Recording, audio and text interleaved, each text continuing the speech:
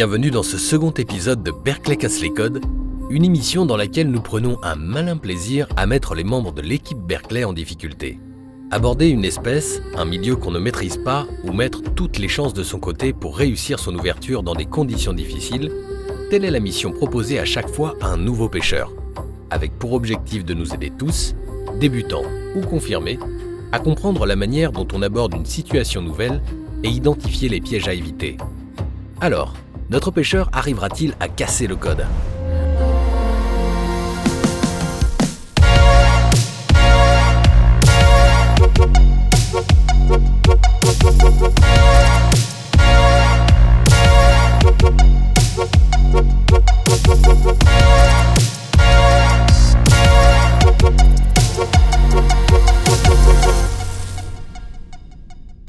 Aujourd'hui, on joue le match retour. Après un premier épisode où Michael Thomas, passionné par la pêche de la truite, s'est confronté à Arnaud Landrieux et ses capricieux brochets de lac de barrage. Michael donne aujourd'hui rendez-vous à Arnaud pour réclamer vengeance. On le retrouve donc en direction du spot. Mais à l'arrivée, quelque chose l'inquiète. C'est vraiment beau. Oh là, magnifique. Mais il a l'air de faire vraiment froid par contre. Ah bah 1 degré, ça y est. On va arriver en bas, il fait -4. Oh, comme il doit faire froid là.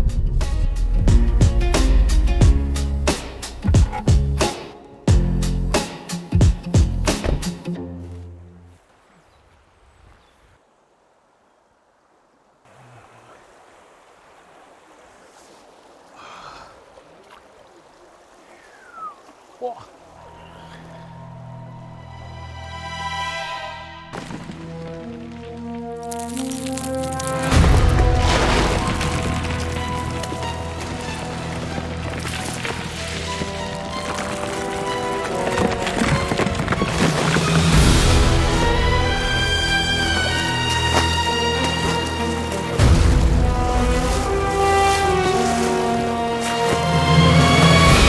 Et voilà, on se retrouve aujourd'hui pour le match retour du Berkeley casse les codes avec mon ami Arnaud Landrieux, mais cette fois-ci, c'est la rivière, ça va pas être la même histoire. Bon, content de te revoir mon grand. Eh ben moi aussi mon poulet. On était censé aller faire le match retour chez toi. Ouais, mais il y a eu une pluie pendant 15 jours là et la rivière était complètement impraticable. Ouais. Bon, donc, C'est pas grave, ça permet de découvrir aussi un autre secteur. ouais, puis on va voir, du coup on va devoir s'adapter un peu tous les deux. Bah là on est dans le Limousin, c'est pas forcément hyper loin de chez moi. Alors moi je suis pas du tout un pêcheur de truite, j'y vais absolument jamais. Donc j'ai hâte de voir comment tu vas me faire découvrir ce genre de pratique. Ouais, bah alors ce que je te propose moi c'est dans un premier temps, je vais te laisser aujourd'hui pêcher tout seul, Ouais, puisque t'es pas du tout pêcheur de truite, on va voir comment tu t'en sors. ok. Et demain je te rejoins et on va voir si je peux apporter quelque chose à ta technique ou pas du tout. Bon du coup tu vas me laisser galérer. Bah un peu, hein. Moi j'ai bien galéré avec toi, donc maintenant c'est le match retour, donc on va voir. Eh bah nickel. Donc tu vas passer la journée tout seul, Ouais, et on se rejoint ce soir et on fait un point et on verra si t'as cassé le code. ah, nickel, je vais tout faire pour. J'espère. Allez à ce soir, À ce soir mon à grand. plus. Et oui, dans ce second épisode, ce sera à Arnaud Landrieux d'être mis en difficulté. Il devra arpenter les ruisseaux aux berges sinueuses et accidentées du Limousin pour tenter de dénicher les magnifiques truites fario qu'abritent ces milieux. Mais les conditions ne paraissent déjà pas jouer en sa faveur. L'eau est en effet très froide à cause de la fonte des neiges, une situation bien connue des pêcheurs de truites en début de saison. Retrouvons-le tout de suite patauger dans la rivière pour voir quelle sera sa première approche. Bon du coup là pour attaquer, j'ai sorti le grand classique. La seule chose avec laquelle j'ai dû prendre des truites d'ailleurs, c'est une bonne petite cuillère. Là c'est une fast attack. Donc pour pêcher une zone comme celle-là, ce sera parfait. Allez c'est parti. Hop. Le tout ça va être d'essayer de faire aller ma cuillère le plus longtemps possible sur le spot. Parce que j'imagine qu'à cette saison là, les truites elles doivent pas être non plus hyper affamées. Elles doivent pas courir après les vairons. Donc je vais essayer de faire gratter un peu les cailloux avec ma cuillère. On va voir ce que ça donne. Donc volontairement, je ne vais pas lancer complètement plein amont, mais plutôt 3/4, dans l'idée de me dire qu'elle reste le plus longtemps possible sur le spot. Ah, ça me fait bizarre de lancer aussi proche. C'est vrai que ça faisait longtemps que je n'avais pas pêché dans les petits milieux comme ça. Il faut admettre que c'est magnifique. Là, l'eau, elle est splendide. Bon là, ma cuillère, elle n'est pas vraiment adaptée pour ce type de poste, ça court fort quand même. Alors c'est vrai que visiblement on a eu pas mal de chutes de neige là il y a quelques jours. Donc le débit a bien augmenté, on est en début de saison. Donc là je vais essayer de gratter un tout petit peu plus. J'ai peur qu'un poisson nageur ne tienne pas le courant, je vais voir ce que j'ai en leurre souple, on va voir ce que ça donne. Bon là je vais mettre un petit vamper, là, un petit sick. J'ai une tête plombée, je pense, de 3,5 grammes. On va voir si ça suffit pour le courant. Mais je vais essayer, là, c'est les petites deep jigs là, à darter là. Moi j'utilise pour la perche, mais on va essayer de retranscrire ça sur la truite, on verra ce que ça donne. Hop. Let's go. Voilà, je vais essayer de pêcher la veine en face, parce que le courant principal est vraiment trop puissant. Il y a quand même pas mal de débit. Ça s'y prête pas mal, ma petite tête plombée là, en 3 grammes. Je pense qu'il faudra que j'affine un peu pour passer proprement et lentement. On va voir. Là, disons que je cherche la grosse du village. On va voir s'il y a une belle qui veut bien mordre à ça. Moi, c'est vrai que mon expérience à la pêche à la truite, ça se résumait à l'été en short. Aller prendre des truites de bassine dans les petites rivières. Donc là, je pense qu'elles n'ont pas la même vigueur. Je vais insister quand même, parce que normalement, il y a toujours la truite du pont. La fameuse que Robert prend à chaque ouverture. Elle est toujours là, normalement. Pourquoi elle ne serait pas pour Arnaud aujourd'hui? Allez, ma belle, viens. Je sais que tu es là. On va remonter un peu cette rivière, là, voir à quoi ça ressemble. En tout cas, c'est magnifique. Là, il y a l'air d'avoir pas mal de diversité de postes. Là, ça a l'air de creuser un peu plus en face. Là, je me demande si je vais pas me mettre un petit coup là quand même. Allez, voici. Ça me rappelait mes années street fishing, là, de pêcher un peu en hauteur. On va pêcher comme pour la perche. Les truites, ça mange bien des vers de terre normalement. Comme Mickaël dans le premier épisode, Arnaud utilise un principe de base. Faire appel à son expérience liée à d'autres types de situations et utiliser des leurres de confiance. Il applique également une règle commune à un grand nombre de carnassiers en début de saison, à savoir une approche de poisson léthargique. Avec des truites qui ne se déplacent pas ou très peu, Arnaud se concentre sur des animations minimalistes, proches du fond, afin de passer au plus près des prédateurs.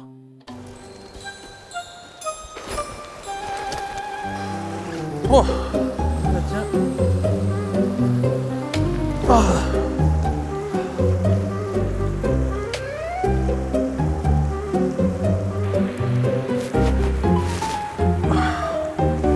Allez, c'est reparti.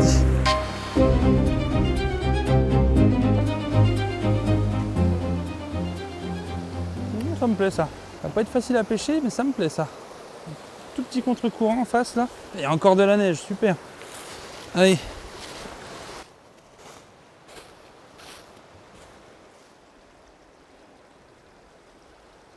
Oh, oui. Oh, oh oui, c'en est une. Elle est belle. Je sais pas les pisettes, c'est un peu galère. C'est une grosse.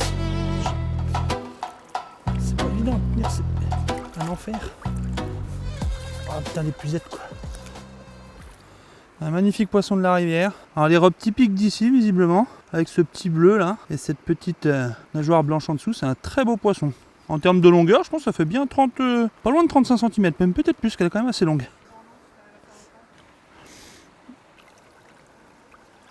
Bon bah je suis content, j'ai fait un joli poisson. Alors bon, je sais pas si c'est de la chance ou quoi, parce que je pense que pour la taille de la rivière, ça fait quand même un beau poisson. On était au-delà des 30 cm.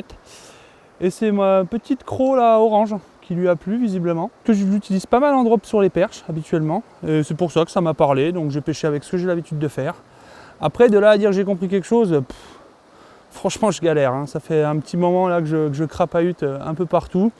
Visiblement à la fin de journée, j'ai du mal à croire que ce soit meilleur parce que l'eau elle est glaciale, là je viens de mettre les mains dedans. On a eu l'info en plus tout à l'heure là par des gars qui faisaient des analyses, l'eau est à 3 degrés. Donc franchement ça pèle. Bravo Arnaud, compteur débloqué avec ce magnifique poisson de début de saison. Tu n'as peut-être pas cassé le code, mais c'est un excellent début, surtout dans ces conditions difficiles. Tu as essayé de comprendre le milieu dans lequel tu te trouves en prenant en compte les données météorologiques et en essayant plusieurs types de spots. Une approche logique, mais qui fait sens. Donc j'ai bien envie de savoir ce que Mika va me proposer en tout cas demain. J'ai hâte de faire un petit débrief avec lui et de découvrir comment il ferait pour aborder une rivière comme ça.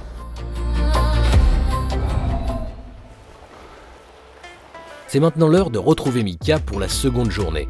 Nos deux amis parviendront-ils à compléter le code? Ça va mon grand? Alors? Bah écoute, Comment tu vas? la cantine était bonne. Ouais? Ouais, c'est 3 moi, fais gaffe. Bon, t'as bien dormi? Ça va, ça va. Ah bah tiens, tu vas me montrer où t'as pris ta truite hier. Apparemment, t'as eu un petit coup de chat. Tu crois? Ah, il paraît. On verra. Tu vois là, Arnaud, là, typiquement, c'est une zone qui est très belle, Ouais. mais qui, à mon avis, là, sera pas pêchante. Tu vois, c'est un énorme radier qui est très très long, ça accélère beaucoup. Il y a des tout petits spots. C'est À quoi? mon avis- C'est un problème de débit selon toi, de saison? C'est quoi qui... Bah, il a neigé un peu, Ça donc fait l'eau un elle peu s'est là. refroidie, le débit a un tout petit peu augmenté. Ouais, Alors ça peut être bon peut-être tu vois, en saison un peu estivale, mais là c'est encore l'hiver. ok. Donc je pense qu'il faut qu'on trouve vraiment des zones où l'eau est plus calme. Donc, En on train de va me dire continuer. qu'on va marcher quoi. Et il paraît que t'aimes bien. Je déteste. Allez, on y va. Et j'adore te suivre, donc ça va. Ah bon, ça va. Tu vois, c'est là que j'ai pris mon poisson hier. Juste un petit peu sur la gauche, là, j'ai insisté au niveau de la racine. C'était parlant pour moi, parce que ça me paraissait être un tout petit peu plus calme. Je pense qu'il va falloir vraiment qu'on cherche des zones comme ça et insister à gratter, quitte à accrocher un peu, parce que c'est vrai quand même ça accroche pas mal. Mais sur le fait de trouver un poisson là, ouais, t'as vraiment été bon là. Écoute, on va voir si on a d'autres. Bah ouais, allez. Allez, montre-moi.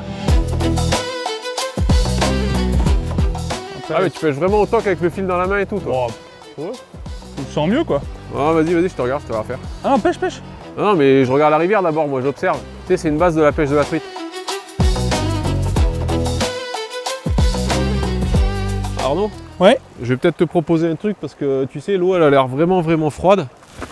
Est-ce qu'on n'aurait pas tendance peut-être à avancer un peu, essayer de trouver des amortis un peu plus sympas? Parce Ouais. que là, ça court quand même pas mal, j'ai peur qu'on perde du temps. On va perdre beaucoup de l'heure en plus parce qu'on accroche pas mal. Ouais, ça accroche là, je suis en train de- Et du coup, ça va nous coûter un peu. Tu vois? Ça va nous coûter un peu de temps surtout, je pense. J'ai peur que là, on perde du temps. Ok. Je veux pas qu'on avance un peu, on cherche des belles zones parce que le linéaire est quand même assez long. Ouais, pas de soucis. Ouais, on fait ça? Allez, c'est parti. Allez, on bouge. On reconnaît bien là le spécialiste de la truite. Michael cherche un maximum d'informations en acceptant de perdre quelques minutes pour observer et tenter de déchiffrer la rivière. Faut-il mieux privilégier les linéaires de courant, les zones d'amorti, les contre-courants? Et selon ces spots, quels sont les leurres et animations à privilégier? Voilà l'enjeu de cette nouvelle journée. Toi, tu marches au milieu du pont, toi. S'il y a une Ouh. planche qui pète, tu. Aïe! Quel enfer. Putain, on est vraiment mieux dans un bateau. Hein. Ouais, c'est vrai que tu fais. Moi, quand je fais 15 jours de truite dans les Alpes, quand je reviens, j'ai envie de qu'un truc, c'est aller pêcher dans mon bateau. Tu m'étonnes.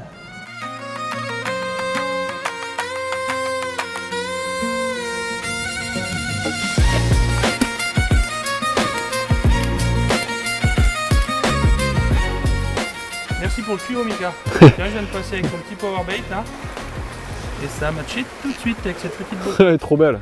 T'as vu, ça faisait un moment que je faisais que de m'accrocher, en fait je pêchais trop léger. Effectivement, là en passant sur 2,5 g, j'étais en 1,5 g. Bah, écoute, ça m'a permis de tenir un peu plus le fond, et puis vu qu'elles sont complètement amorphes, évidemment ça a permis. Ouais, puis c'est des petits poissons, c'est peut-être pour ça aussi que c'est compliqué de les intéresser au leurre, c'est. Ouais, c'est pas évident, mais là Ouais. en tout cas, le coup du powerbait, ça lui a plu. Bravo Arnaud.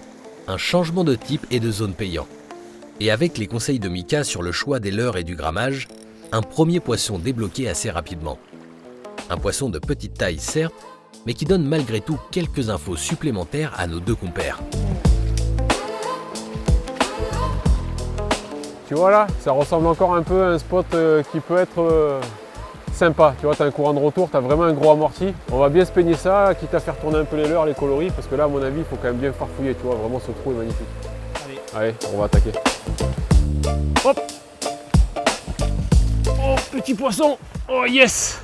Eh, Superbe. le petit powerbait, mon pote, regarde. Ah, ouais, ça lui a plu. Hein. Puis Ouais. c'est dingue qu'elle soit revenue comme ça. Ouais, un peu de chance quand même, parce que tu as vu, c'est des petits poissons quand même. Superbe. Je pense qu'on va peut-être essayer de faire évoluer un peu le montage, parce qu'en tête plombée, je pense qu'on est trop lourd. Tu sais, on racle trop le fond, peut-être un Ouais. split shot ou peut-être drop shot. D'accord. Qu'est-ce que tu en penses?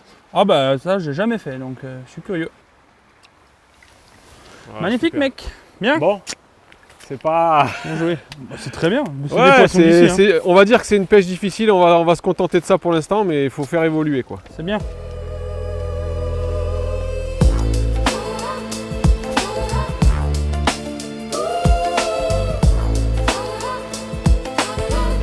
On va traverser ici. Et là, c'est pas mieux? Bah, en fait, si tu veux, je voudrais qu'on attaque le pool par le bas. Et le problème, c'est de marcher dans l'eau directement. Tous les poissons qui sont en bas, en fait, dans l'eau, ça fait énormément de bruit. Ah d'accord. Donc, comme c'est déjà compliqué, Ouais. on va essayer de se va pas s'en l'arranger rajouter. et on va traverser là. Un petit tips, tu traverses toujours en amont du rapide. L'eau, elle te pousse moins là que là-bas. D'accord. Déjà là, t'es un peu bas. Pour Là. ça, j'avais du mal à croire que là, ça fasse peur aux poissons là-bas. Ah non, non. Même s'il y a moins d'eau, si tu veux, c'est vachement plus dangereux. Ici, là, ça te pousse pas. Là-bas, en bas, D'accord. ouais. Je pourrais pas te perdre aujourd'hui. Eh ouais, non, non. Bon, là, quand même, là, il y a vraiment un trou de Voilà, fou. c'est joli. Par contre. Ah là. Il y en a marre. Il y en a vraiment marre.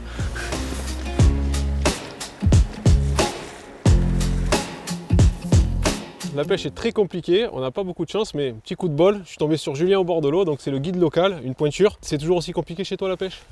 Alors là les gars, franchement vous êtes tombés sur un jour un peu en mode off, tu vois, et on a pris de la neige il y a 4-5 jours sur les sommets. En fait, il faut savoir que le Sancy c'est le sommet du Massif central. Il y a eu pas mal de neige là depuis 4 jours et du coup tu vois il fait très bon, on est à 14-15 degrés, donc tu imagines que là-haut ça fond toute barzingue quoi. Okay. Et en fait ce qu'on prend là, alors là on prend en partie de l'eau de neige, plus les gelées pendant la nuit. D'accord, oui, c'est vrai qu'on est arrivé, il faisait vraiment froid. Hein. Voilà. Alors nous au niveau technique, le problème c'est qu'on est un peu limité, on doit pêcher au leurre. Ouais, donc je vais te montrer un petit peu. Ouais, bien sûr. Pour l'instant j'ai pêché avec ça, donc ces trois options là. On a touché un poisson donc avec celui-ci, donc couleur marron, tête plombée, on va dire couleur plombée. Ouais, ok. Et après le reste j'ai tenté peut-être pour déclencher un peu des touches. Ouais. Et l'autre pour tenter un petit peu vraiment l'imitation. Ok. Et là pour tu vois un peu la dépression, j'ai même sorti une cuillère tournante. Donc vraiment là on essaie de trouver, mais là on n'a pas encore trouvé le code. Franchement, chez toi, c'est compliqué. C'est vrai qu'à cette époque-là, on aime bien les présentations les plus naturelles possibles. Hein, et puis, il faut bien garder un truc en tête, c'est que plus l'eau est froide, plus tes poissons ont un métabolisme qui est faible. Et qui dit faible, dit qu'ils ne se déplacent pas. Ou du moins, ils ne se déplacent pas sur des grandes distances. Il faut vraiment leur tomber dans le bec. Donc, je pense que la bonne stratégie reste le leurre souple à gratter le plus lentement possible en dérive naturelle. Faut pas perdre d'espoir alors. Ouais, voilà. Là, en termes de poste, tu dirais quoi? Plutôt radier, plutôt gros fond? Ouais, bah alors là typiquement c'est le genre de poste qu'il faut exploiter parce que le courant il est régulier mais il n'est pas tourmenté. Ouais.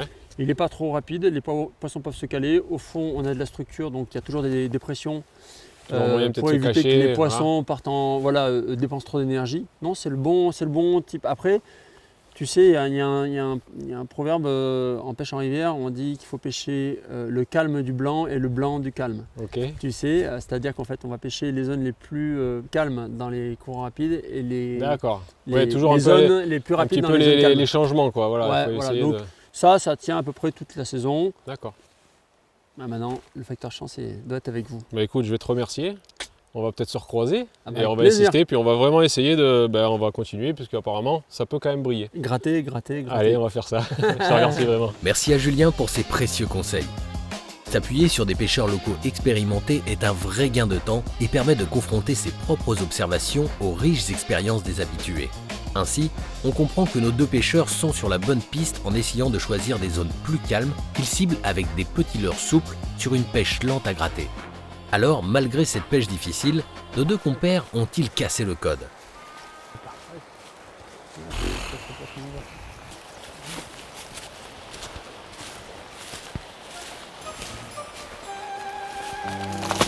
Oh putain! Ça va mon poulet? Eh dis donc, c'est sportif ton histoire. Alors attends ma canne. Non, tu vas pas finir entier, toi, hein, calme-toi. On y retourne.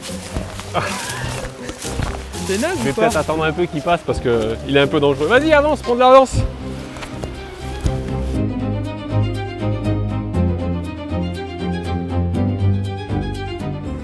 Je vais te dire, là, si j'en fais une, c'est un but à la 95e.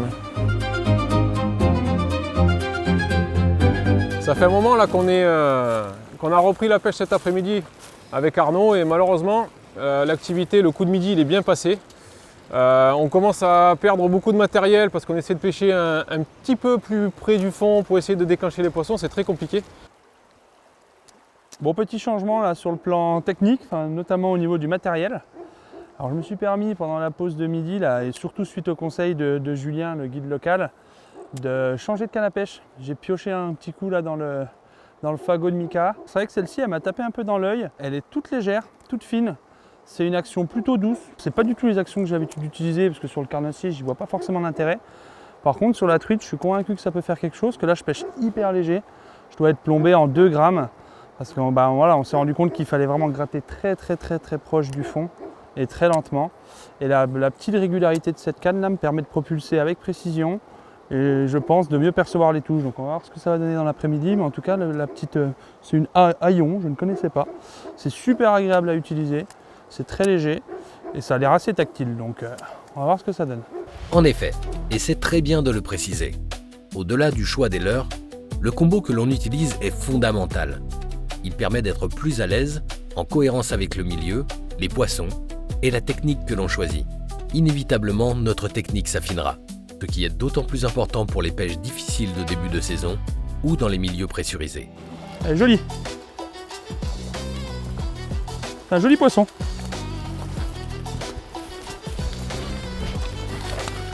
Viens là.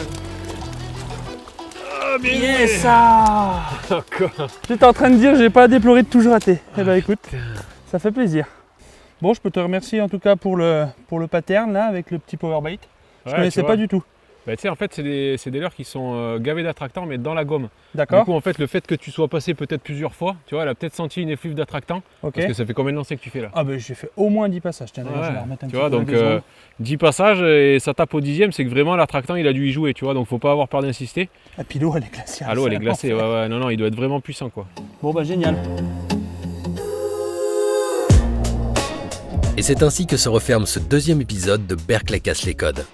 Dans cette petite rivière du Limousin, rien n'était écrit d'avance. Une eau froide, des truites méfiantes, des conditions loin d'être idéales.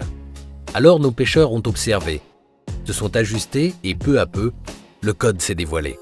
Et ils ont été récompensés par 2 truites magnifiques, précieuses, comme seuls ces petits cours d'eau savent en offrir. Parce qu'au début de saison, la réussite ne doit rien au hasard. Elle naît de l'expérience, de l'attention portée aux moindres détails et de cette persévérance qui fait toute la différence. Mais au fond, le vrai trésor n'était pas seulement au bout de la ligne. Il était là, dans cette journée entre amis, bercé par la douce mélodie de la rivière au travers de cette passion qui nous rassemble. Car la pêche, c'est apprendre sans cesse et revenir toujours. Bon ça y est, on est au terme de cet épisode de Berkeley casse les codes. Restez bien jusqu'à la fin de ce débriefing parce qu'il y aura un jeu concours où vous allez pouvoir remporter un lot. Et finalement, ce code on l'a cassé ou pas? Parce que là clairement, perso j'en sais rien du tout. Bah écoute, moi j'aurais envie de te dire qu'on l'a cassé en pain, surtout que tu l'as cassé en partie, en pêchant un peu lourd comme ça avec ton petit leurre souple. T'as pas mal accroché. Mais Ça je suis accroché, c'est clair. Mais je pense que du coup tu as fait bouger des poissons parce que les 2 poissons que tu as pris, donc rappelle-moi les tailles. Bon, on n'a pas mesuré, mais la première était belle, j'aurais dit autour de 30-32 cm. Ouais. La deuxième peut-être plutôt 28. Ouais, mais pour ici apparemment c'est vraiment exceptionnel. C'est vrai, c'est vrai, on en a parlé avec le guide. Alors moi cette rivière je l'avais jamais pêché auparavant. Et c'est un milieu acide visiblement de ce qu'il avait l'air de dire. Un peu montagnard, donc le développement des truites il est long, très lent. Et de ce qu'on a cru comprendre, c'était quoi autour de 20-25. Il disait déjà que c'était un joli poisson. Donc écoute, en tout cas sur ces 2 poissons-là, on peut dire que j'ai eu un peu de réussite. Ouais, donc je pense qu'on peut dire que tu as quand même en partie cassé le code. Après les conditions étaient très difficiles, on avait de l'eau de neige, on avait une eau à 3 degrés, puisqu'on a vu des personnes qui ont fait des relevés, relevés de température, donc on a eu un peu de chance, on a eu une eau à 3 degrés, ce qui est vraiment très froid. Donc là, au moment où va sortir l'épisode, ça vous donnera peut-être une indication pour la saison prochaine. Mais là, on va peut-être vous parler un petit peu de ce que vous pouvez faire au printemps, au moment de la sortie de la vidéo. Je vais te montrer en fait, moi, avec quoi je commence la saison. Donc souvent au Dex Bullet, tu vois, il a pêché, hein, c'est vraiment mon basique. Ouais, celui-là, c'est celui que j'utilise le plus. Vraiment ce coloris-là. Moi, j'aime pêcher à réaction. Bah, tu l'as vu un peu, c'est vrai que du coup, normalement, je suis plutôt pas mauvais à la truite. Là, tu as vu que j'étais un peu déstabilisé parce qu'il fallait pêcher au leurre souple très lentement. Très lent, ouais. Avec des toutes petites plombées.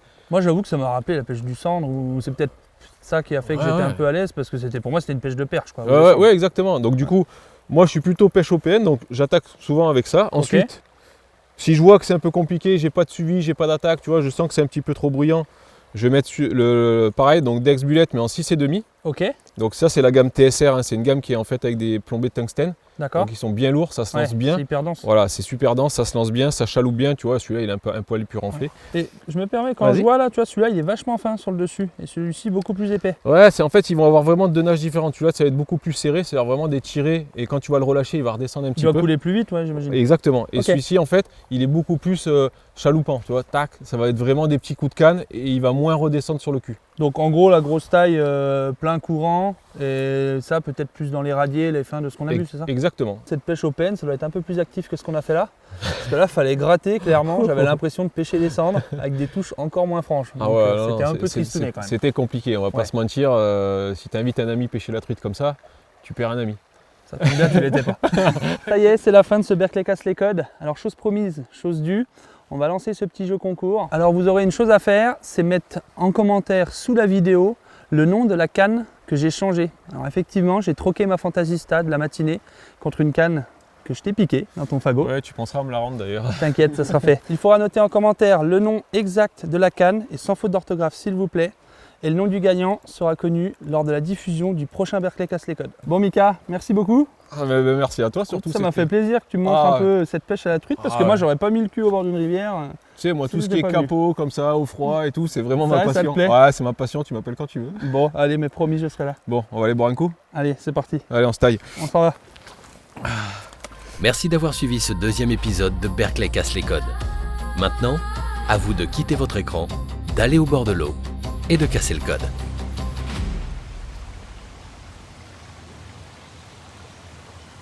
Je pourrais pas aller plus loin. Impeccable. Oh, la porte! Ça va? Comme vous voulez. Eh ben bonjour Arnaud. Ah, excuse-moi.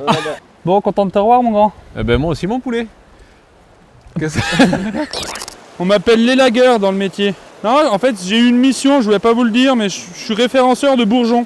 Donc là, je suis simplement en train de regarder s'ils sont en bon état. Visiblement, ça a l'air d'aller. Donc écoute, ma mission est faite, je vais pouvoir pêcher maintenant. Ah, je crois que j'aurais bien fait de prendre des rigolettos, là. Même comme je pêche. C'est bien comme ça qu'ils font les truiteux, non? Bon. Mais eux, ils le font, sauf qu'ils prennent des truites. Pas moi. Ah, c'est pas facile. Oh, c'est une branche. Ah. Ça, c'est original. Putain. Ah là, si t'en as pas une qui est calée entre le courant et le calme, je dirais pas que je me coupe les couilles parce que sinon je serais déjà émasculé depuis longtemps à la pêche, mais ça c'est un pêcheur au toc qu'on appelle ça. Alors c'est pas parce qu'il pêche au toc, c'est parce qu'il a des tocs. C'est une maladie. J'étais en l'air, j'ai dit elle, je la... Attention à toi. J'ai dit elle, je la tape. Oh putain, regarde ce que j'ai fait. On n'attend pas les copains? Allez, je vois genre, en fait, il y a un trou là-bas où il n'y a que des poissons et tout le monde m'abandonne. Merci.